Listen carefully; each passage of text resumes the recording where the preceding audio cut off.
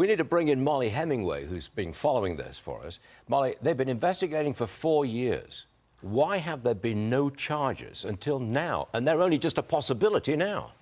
Right. We'll see if these charges even take place. But the ones that are mentioned are things that have actually been publicly known for years. We've had it publicly reported, this lying on the form to get a gun.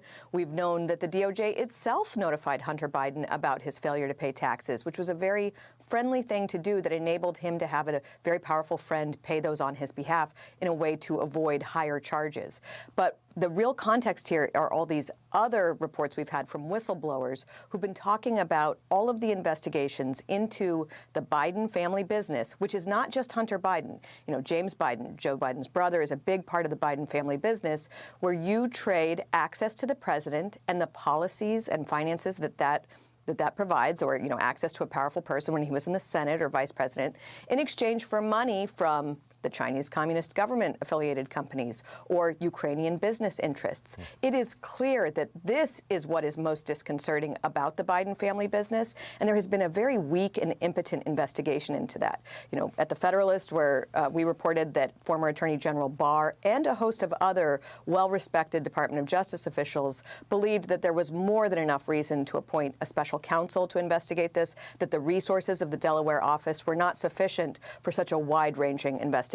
And this report of a couple paltry charges that may or may not even be put out is nowhere near enough to deal with the gravity of the situation. It's exasperating, because this is a 4-year-old story. The New York Post has been going through it forever. And all we've got is a couple of charges, maybe, about taxes and guns.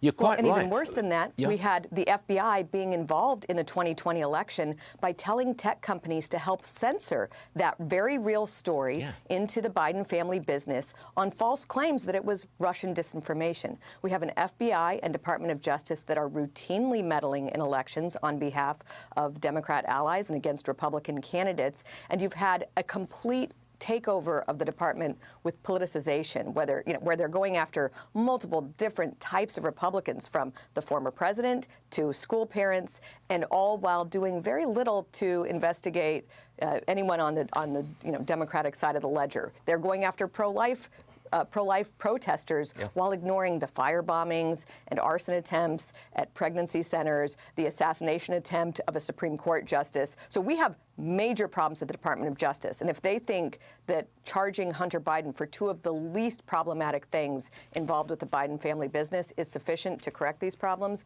they should know that that's not in any way going to be enough. Stay on it, Mollie Hemingway, and thank you very much for being with us this morning. Thanks, Mollie.